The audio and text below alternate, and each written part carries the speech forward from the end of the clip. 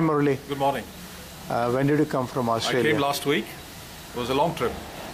What is the time duration between Australia and India? It takes about 13 hours, 8 hours to Singapore or KL, and then another 4 hours plus. The time difference? Will be around 5.5 hours. The other day when I met you, you landed in the midnight around Indian Standard Time, 2 a.m. and morning around 6:30 you were on your regular routine and with all your smiles.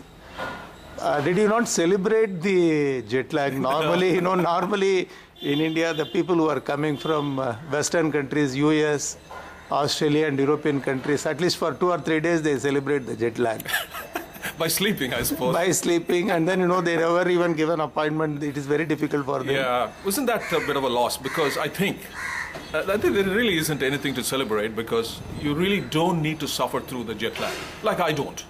And I travel a lot, and living in a country like Australia, which is far down under, anywhere to the US or to Europe takes about 13 hours of flying, or sometimes 23, 24 hours of flying to London. And I have some small tricks that I follow. What are they? Well, basically, I remember the old adage in the Indian railways: less luggage, more comfort, make travel a pleasure. So I make sure I relax even before I undertake this travel. It's very easy to do because that's where most people stress themselves and tire themselves out, and by the time they get to the airport, half the battle is lost. So you need to relax, and when you are on the plane, one of the first things you got to do is make sure you are very comfortable, just like you are at home. Get that feeling and try to have a reasonable sleep during the flight. That's one point. Is it possible? It's absolutely possible. I mean, it is none. You think of it as your own lounge room in your drawing room. You're sitting there comfortably. You're watching a television or some movie, and you're having some light food. Nothing too heavy. Make sure you are well hydrated, drinking a lot of water prior, during, and after the flight as well. So that is the second point. The first one is sleep. The second one is water. The S and W. I got 2 more S and Ws coming. What are they? Okay, the next one is the sun. The body has its own clock. We call it the body clock. And it syncs itself with the sun. Wherever you are, you have to get to that particular daytime or nighttime cycle. It is called the circadian rhythm. Unless you do that, your body is out of sync. No matter where you are, you're always trying to recover from it, which is a big battle. So the third S is the sun. Make sure when you get off the plane, you go out in the sun in the local country, wherever you are, go for a walk, get your body acclimatized to the local day or night time. Suppose if you're landing in the midnight, say you landed around 1 a.m. or 2 a.m. Yeah, fantastic. You go, whatever the locals do, 1 a.m. in the morning, they're all sleeping. So you go and relax and go to sleep. In a way, it's good because you're getting some extra 4 or 5 hours of sleep. But the most important thing is get up at the local time. Don't oversleep or undersleep. Get up at the local time. Go do the usual walks, routines. Make sure you are exposing your body to the local sun. Then the last W is the workout. Make sure right throughout the travel,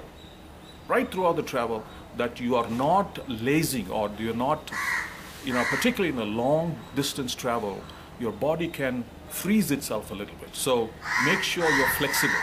You're doing a little bit of a walk in the plane. You're walking before you even get to the plane. You're walking after the plane. Make sure your body is exercising. A little bit of a workout. That's the W, the last W. Any yoga or breathing exercise? Absolutely. Well, you're on the plane. If you're traveling 8 hours, there is plenty of time for you to take a little stroll and make sure you're doing the stretches. And a lot of people do that, and a lot of people don't mind you doing that as well. So with that, you will be able to keep yourself fresh. So let me go back to those 4, the letters. SW, SW. You make sure you have plenty of sleep. Make sure you have plenty of water. Very important. Hydrate yourself. Make sure you have the sun exposed, and make sure you have a little bit of workout right throughout. Then you are perfectly normal. Any food that you suggest to take or not to take? Very important. But all through, you don't have to eat the different foods that's served in the airplane just because they are serving it. Make sure you are eating light. don't upset your stomach and your routine.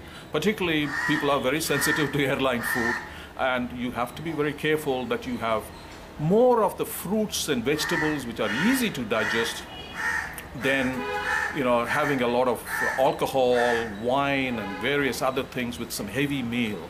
You don't want to complicate your system as you land. That's another important factor. Some people are in the habit of taking drinks on the flight. The worst thing that you can do, if it is taken in small quantities and it makes you relaxed and puts you to sleep, that's okay. But sometimes they take that as a license to slouch themselves throughout the flight, which is where the problem arises. Because besides the fact you are at 40,000 feet, which is dehydrating, and the pressurized chamber, you are letting coffee, tea, and alcohol drain the body of its hydration. So you have to compensate for it by drinking more water, which you don't want to do. Make sure you're reduced alcohol. In fact, no alcohol, no coffee, no tea. Just go along with water for a couple of days. You'll be doing very well. Thank you very much, Murali, for your wonderful tips, and we'll publish it in Pod Universal. Thanks for joining us for Pod Universal. Thank you. Thank you.